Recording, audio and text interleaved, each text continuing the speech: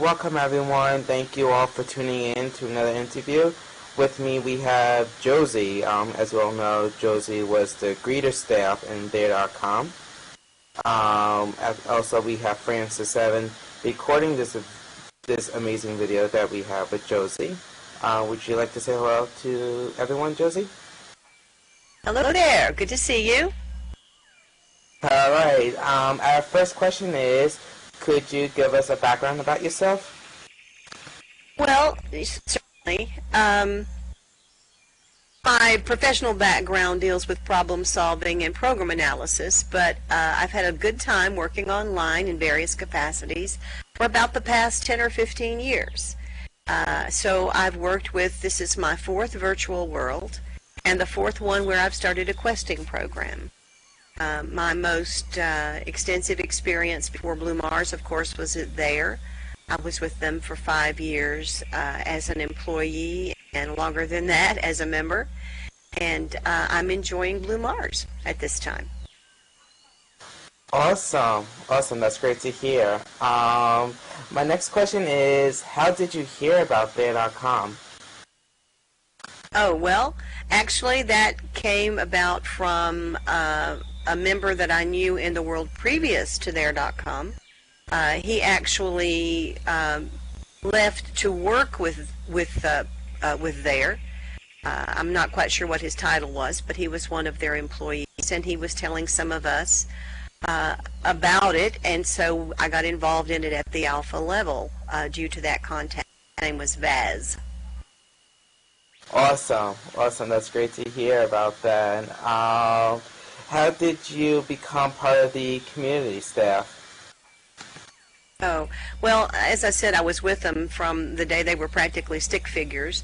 And in the early days, they used those of us who were alpha testers as event hosts and to welcome people. And when they decided to hire some people on as staff, I was one of them hired.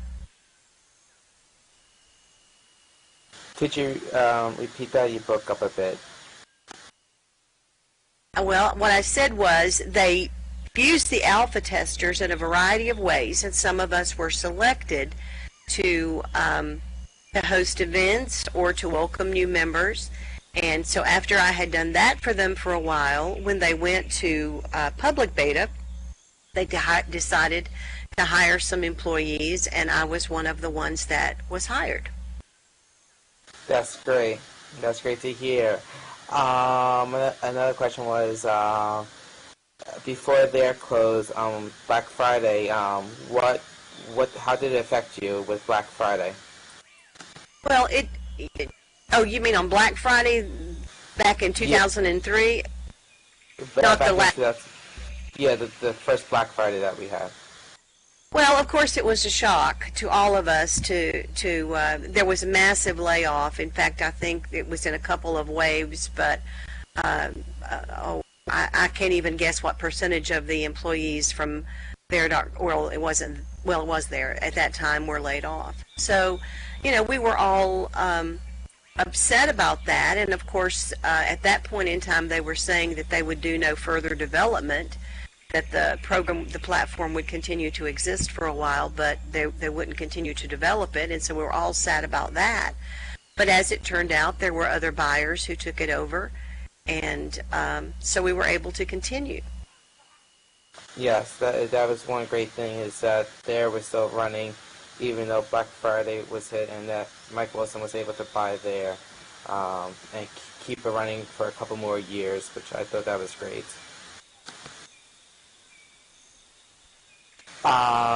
Throughout the years later on, how did the Island Guide start? Like, how did that become about? Well, it became about when we had talked about it off and on for a while, but it actually came about when we when we had partnership with VMTV. They really wanted to have a massive program of volunteers, and they wanted us to help train them and help develop that program. So I began to work with the community team to develop what kind of training we would want them to have and what kind of policies we would want them to follow. And so we started their greeter program and their lifeguard program is what we called it at first in VMTV. And then, of course, once that got underway, we decided it was time to adapt that and to do something similar in there.com. So they became our island guides. Oh, that's great. That's great to hear. How long did it take for the process to come into work? The process of developing the island guides? Yeah, like how long did it take for it to start? Well, we probably worked for a couple of months under coming up with the policies and a program that we thought would work for VMTV. Once that was established, then it was just a matter of adjusting that to the specific criteria that we needed in there. Our setup was a little different, our economy was a little different, and plus we benefited from some of the mistakes that we felt had occurred in the VMTV program. So it actually didn't take very long at all, just a matter of, a few weeks tweaking and making some hard decisions about what we really wanted to transfer the program into there.com. Ah, I see. What did you like working with the Island Guides? Well, what I liked with it was that I got to see people who wanted to do service in a variety of ways be able to do that. We felt like we could always continue tweaking the program to make it better, to welcome the new members, and to have a better experience for everybody involved. One thing I liked about the Island Guides was not just that they didn't just work with new members, but they also made things more fun for everybody else too, because they were able to establish a program of events and clubs that everybody could benefit from. One of the things that we wanted to do was to make sure that people not only had a good welcoming experience, but they had a good integrating experience, that we also helped them find channels to meet other people and to find fun things that they would want to continue to do once they weren't just new members. That's great to hear. I thought that the Island Guide was a successful volunteer group, and it did help out a lot because, as you know, I was also part of the Island Guide group, and I loved helping out with the new members, making sure that they were able to understand how to use the client, what they were able to do, what some fun things that they were able to do in there, and it was a blast working in the Island Guide group. That was a good experience for me too. Yeah. My next question is, what was it like working with the greeters and the community staff?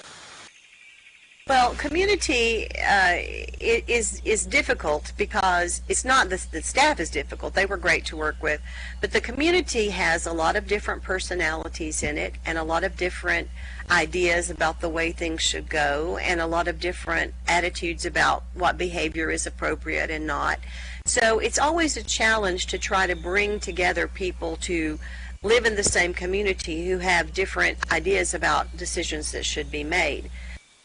So with that in mind, then that was the task before all of us, to communicate well and to enforce policies fairly and to disseminate information as well as we could and to make as much fun as we could. So we had lots of challenges in front of us, but the team itself was a pretty well-oiled machine. We all had things that we needed to do, and we were able to work together to get those done. The greeters were, of course, part of that team, and they specifically worked with not only greeting new members, but also helping to organize and administer the first visit program with the Island Guides. And I think we all got along well and did a great job. Yeah, that's awesome to hear, and that's great. What were some challenges that you faced working as a part of the community staff? Well, as I said before, people have different opinions, and this isn't the staff necessarily. I think we were usually in agreement on things.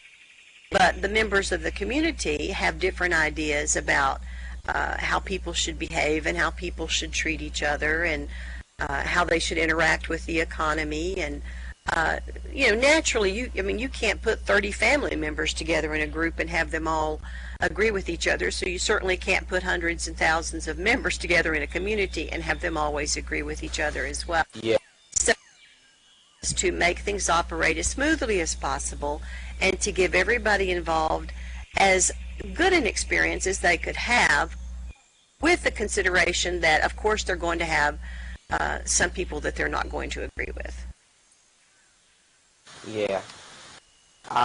Were there some things that you wanted to be in place that was never been approved?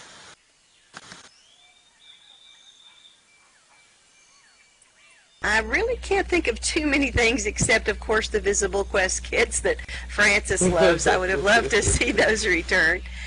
Yeah. Actually, I'd like to have had a system that had a little bit more magic to it than we were able to have with the questing kits. But I would like to have seen in there a better way to have large group meetings so that we could all really hear a speaker, or that we could communicate with each other in such a way that lots of people could be there and still it would be an effective meeting. And that was one thing that we kept hammering at, but had probably didn't accomplish as fully as we would like. Yeah. What was it like trying to develop the Welcome Walkway? A company-wide project. I mean, we had marketing people and consultants who were trying to think about what would be the best way for new members to have a good experience. We also had our volunteer team who was going to be working intimately with that project and trying to help it execute well. And then, of course, we had the new members who would come there and who needed to get as much information as they could about what would happen in work. All in all, I think it was a good experience. It gave us a lot of ability to tweak a lot of things in World.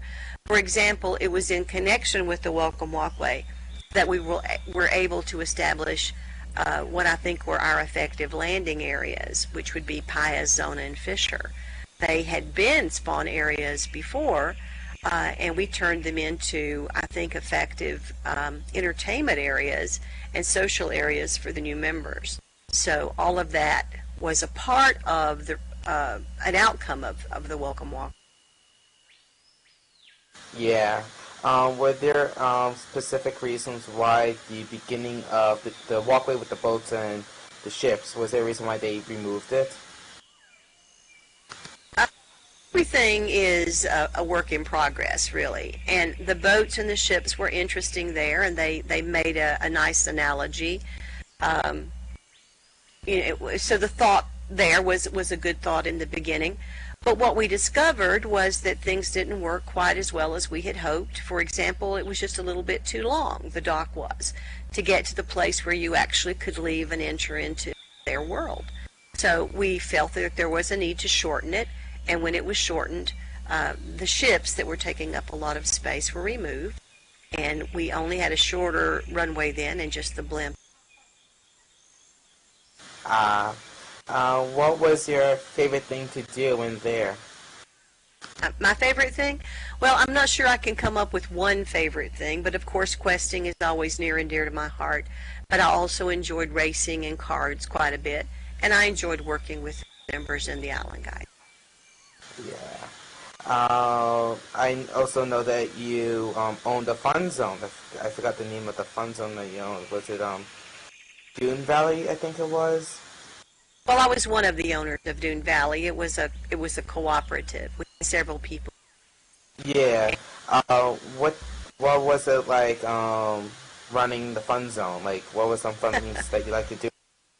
Well, Dune Valley was fun because it was a large race area and we had lots of variety in setting up races, but it also seemed to be a place where people would want to argue with each other a little bit. So it was difficult to manage, but when it ran well, it was a lot of fun. Yeah. What was your, well, not just one, but many places that you like to hang out?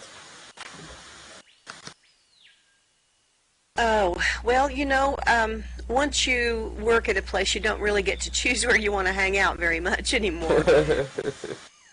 But I always enjoyed finding a nice, quiet card game if I could. Yeah, those, I like the the new game that before there came out, the crack game. I'm not sure you remember that. That was a fun game to play with when when it was stopped and the egg cracked and you that's it with the game. Remember that? Yeah. Yeah, that was cute. I liked that too. Yeah. So could you tell us about the Adventure Quest Club? How did that all come about? Well, yes, actually, that's an interesting story. As I said to you before, I had quested in other places and started questing programs and other. But when we were starting in beta, at first we didn't really have anything that we could use to communicate with. And then the first thing that we got were signs. And so I realized that I could write on a sign, I could put a link on a sign. So I decided to make a quest. And I made it, I think it was mostly around the rim of Monkey Crater, and I made a little story about that. And I actually ended up naming a few things. They ended up naming the Adventure Quest Kit, is what they called it first, in honor of my Adventure Quest Club. And then also, that very first quest, I was trying to use all the tools that we had, and one of them was the ability to look at things from overhead or to use a map overview. And there was one spot that looked like a foot to me. So I used the fact that they could look at that and see a foot, and I put a location of one of my quest stops at what I called Manoa's heel. And, you know, we had a Manoa's Toe fun zone, and that's where it got its name, from the fact that I called that Manoa's heel. Because it looked like a foot. So what were some quests that you were sponsoring that you had the members to do? I'm sorry, what was the question? What were some questings that you had the members to do? Like what type of topics? Oh, well, my favorite were story quests. I like to write adventures with a little bit of fantasy in them and have people go from spot to spot and find out more about the story and solve it. But we found that we had people who liked a variety of different questing techniques. So we had picture quests and puzzle quests and trivia quests as well. My favorite always remained the story quest. Yeah, those were fun. What were some type of stories that you had members to do? Well, I had a series about some mythical creatures who were in there, and actually at that point in time we had a new island had resurrected. It was Motu Motu. I think it was Motu Motu. It had sort of sprung out of the ground, and so I felt a need to explain where that came from. So I wrote a quest about these mythical little people who wandered about, and you could only see them in certain lights. And there was also another type of creature who actually lived under the ocean, and from time to time would create land and push it up to the sea. So there was that series of stories, and I was actually working on a series that would introduce another mythical creature, but I never got it completed But that's what I like to do. I like to look at the landmarks that were in there and figure out what history might have been behind them and create stories. Oh, that's good. That's good to hear. But you know what you also have now, you know what I mean? Whenever you have a free time, you could work on the story and just put some quests in here and use that, you know what I mean? Yes. And continue. Yes, as a matter of fact, there are, I think, 4 quests in here now, 3 or 4, that are about the story that I'm setting about this land, which is Wildwood. But I not only have my quests here, I also have a hunt system that was set up for me by Yanaga, and you can actually go through the forest now and find ghosts and win a prize if you find them all. And perhaps behind me you can see the hay bale maze. It has pumpkins in it. Click on those pumpkins if you find them all, and also win a prize. So Yanaga worked up a hunt system for me, and he's also working on a new questing system, which I think is going to be Awesome. I I can't wait to see the new quest kit that comes out. Me too. I think it's going to be really great. That's great. What was your favorite drink that you liked in there.com? A drink? Oh, I guess I liked the one that had the monkeys that came out of it. What was that? Oh, that was the flaming banana. Yeah, I liked that one. I liked it when the monkeys would fly out. Yeah, that was funny. Um, what was it? Oh yeah. Um, how did the Club of the Week come about? Like, I know you were in charge of the Club of the Week. Oh, that was just an assignment that I was given. I actually didn't have that to begin with. It was someone else's assignment, and it got moved to me. This was part of working with the staff. We had a publication Uh, we did periodically. Excuse me, I just lost my screen. There we go. okay. Had a publication that we did, and they like to have their fun times, and they like to have an article about a club of the week. So I would scout one out and find out what they were up to and write about it. That's cool. What was your favorite vehicle that you like to drive on? Well, buggies. I actually had a collection of about 40 pink buggies, and that was one of the saddest things that I had to leave behind in there was I couldn't take my pink buggies with. Don't worry, they'll still be there if it does return. um, what else? Oh yeah, about the island guides. How did the senior island guides come about? Oh, well, we felt that we wanted to honor the island guides who stuck with the program. So that's why we established the senior island guides. We gave them some extra duties, but the main thing was that they had stuck with us long enough to illustrate that they were truly interested in the program. That's how that program. Was there a specific reason why the Island Guide of the Month was ended? Yes, we had too many to pick one to be the Island Guide of the Month. That was fine when we had 15 Island Guides or 20 or 30, but when we got 300, it was just ridiculous to pick an Island Guide of the Month. So that's why it stopped. I see now. What was some fun events that you like to go to? My fun events? Is that what you said? Yes. Yeah. Well, besides the ones that I mentioned, questing and playing cards and racing, I liked the cross-country race that Emma had, and also Bear Claw used to have really imaginative, fun things. One of them. What was the cross-country, for people who don't know, and the Bear Claw? Okay, well, the cross-country race was sort of like a quest, but it was a picture quest, and you started in a certain location, and then you had to drive in a buggy to the next stop. There you got another picture, and you would drive to the next stop, and so on until you completed it. That was fun to do with friends. And then the Bear Claw event, they would be random and in different places and just whatever he thought of to do, but they were usually really imaginative and a lot of fun. One of the ones that I remembered was he had you start with your buggy out in the ocean and drive as fast as you could toward the shore, and when you hit the shore, the buggy flying up into the air and on a platform. So that was a lot of fun. That's good. Did you go with anybody when you did the cross-country with a group of people like that you had fun with? Yeah, various people. Sometimes I went with Emma, although usually she was too busy for that, and so I used to go with the name's escaping me. I'm sorry. It's okay. Yeah. Anyway, several people. Whoever wanted to go, I would go.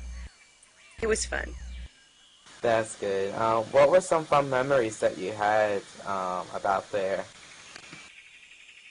Well, I enjoyed it. I enjoyed what everybody did. The fact that it was a nice place to be, that you could fly around and explore that big planet, which was one of the first things that intrigued me, meet people from around the world, and you had fun things to do with your friends, whether it be playing cards or exploring or decorating or going to a party or, meeting new members or requesting.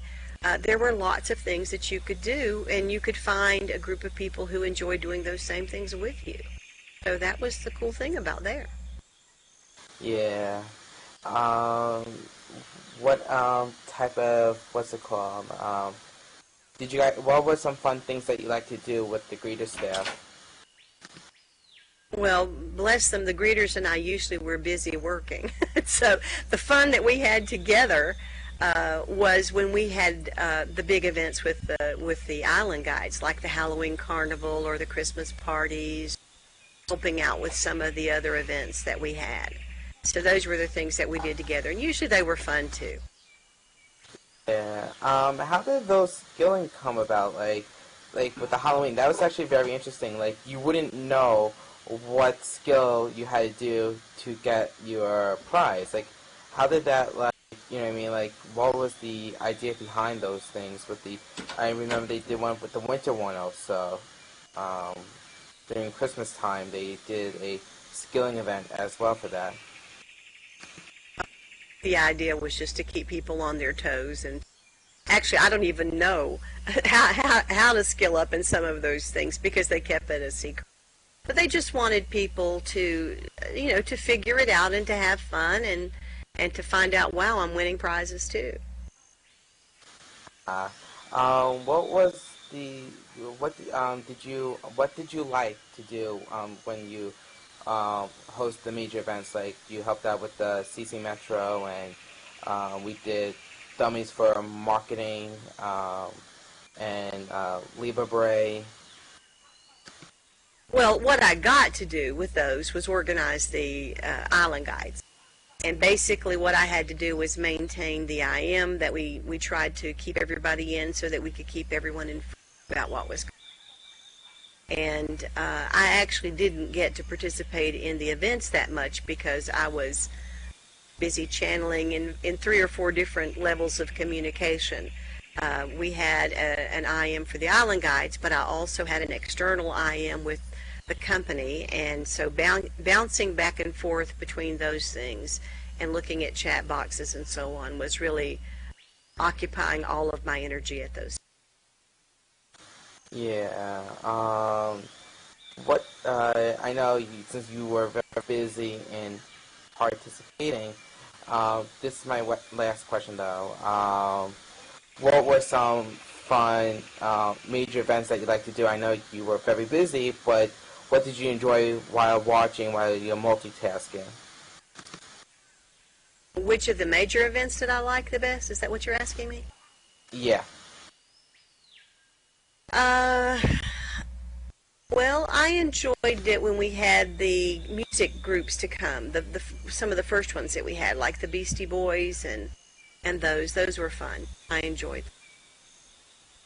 Did you ever get a chance to meet them? Actually, well, no, other than hearing them on the phone. No, I didn't.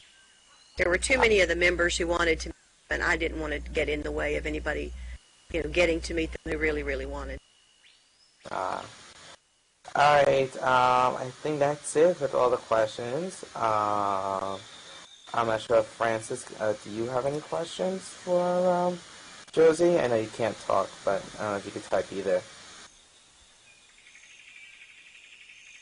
Um, let's see. Okay. All right. Thank you for your time, Josie. It was great that you were able to take a spare time and doing this interview. Let me show you something before you leave. Let me show you my two boxes. Definitely, Over I would here, definitely like to see that. Rosie Future, who we had her for Halloween to tell fortunes.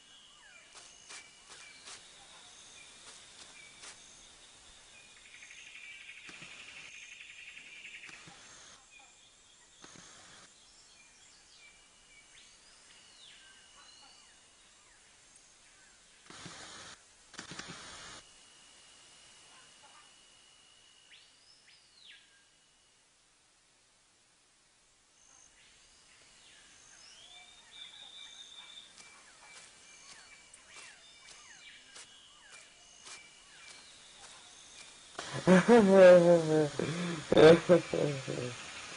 funny. And the other bot is also special. He's a random number generator. I call him Even Evan. How did you get the what's it called, the bots to get to work? Because that reminds me of Second Life. Because I know in Second Life they have these bots also that you could do, and that's actually pretty interesting that you guys were able to take the similarity from Second Life and put it in here. Well, it's not from Second Life. We have an AI person who helps us with these bots. But Yeah, I know. any city developer can have a robot. It requires some Lua scripting to get it to behave the way you want it to behave. I also have some other ones that you can play a game with here. They are basically they spawn near here and you try to get them into the corral. So it's just a simple little game. Evan is the one who generates random numbers, so we can use him sort of as a dice if we need that for anything. Awesome. And did you have to make it in an account to do this? Actually, yes, they have to have accounts of their own. And also, while we're talking about some Blue Mars, I was wondering, could you talk about the new thing that they're working on, the cloud servers? I don't know anything about that except that we know that it's going to be coming and that there is work being done on it even now, and we're expecting some kind of progress soon. I can't really tell you much more than that, but Yeah. it is in progress and we expect it to be fairly soon. Awesome. Yeah, I noticed that you are able to use the iPad to run the cloud service, because I noticed that in one of the what's it called, the blogs, they had a YouTube video with the iPad that you could run it with Blue Mars, and I thought that was actually pretty cool that you could just use an iPad to run Blue Mars. Right. It is Would you, cool. yeah, would you like to show us one other thing, I guess, before we wrap this up? Well, let's see. What have I got here? Let me just show you one of the pumpkins in the maze to show you how the hunt system works. So come on up with me to the Okay. maze.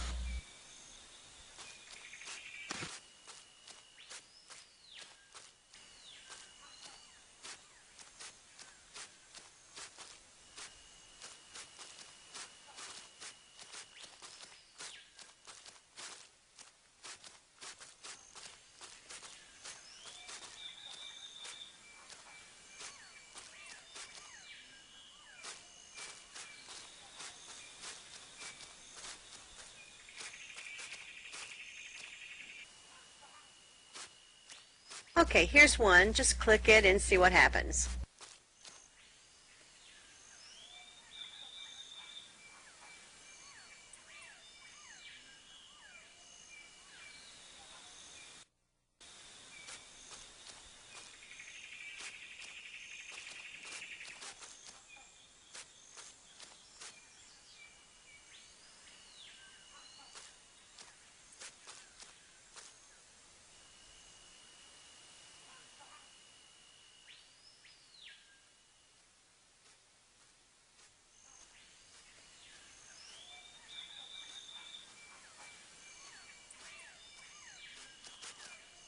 Find a pumpkin, you can click it.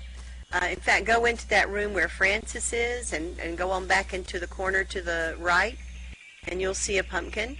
Click that, and then it will tell you you found a pumpkin.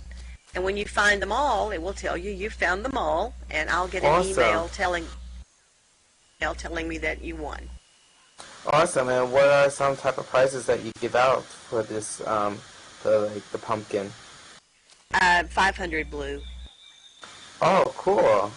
That's awesome. And I did notice that there's been a lot of changes, like with the when you right click on a person, you actually see the avatar look and like some background information about them. I thought that was actually pretty interesting with that. Yes, yeah, we've made lots of progress. This last update was really great. We have a new Yeah. walking system too. I don't know if you noticed it or not, but if Yeah, you I noticed press a little both, bit. Yeah, if you press both your left and right mouse, and then you can just, but mouse buttons, you can just steer with your mouse. Oh, that's so cool. Alright, so now let me see if I can find the pumpkin. This way.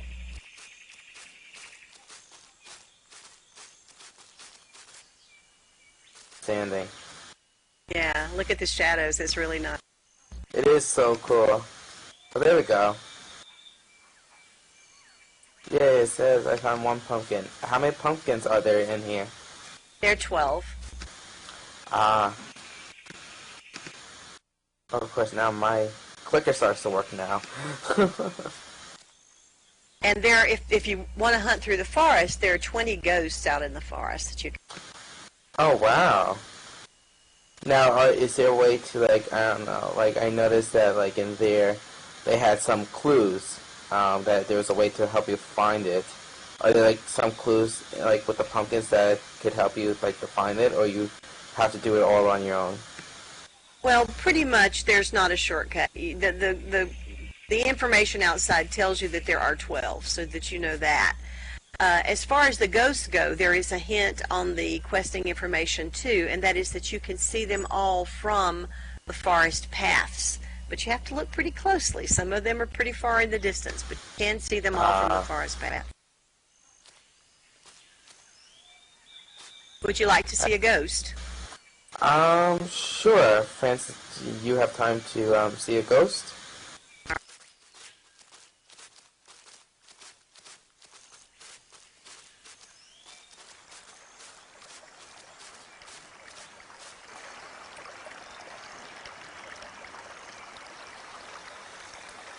Can you see him in the distance there?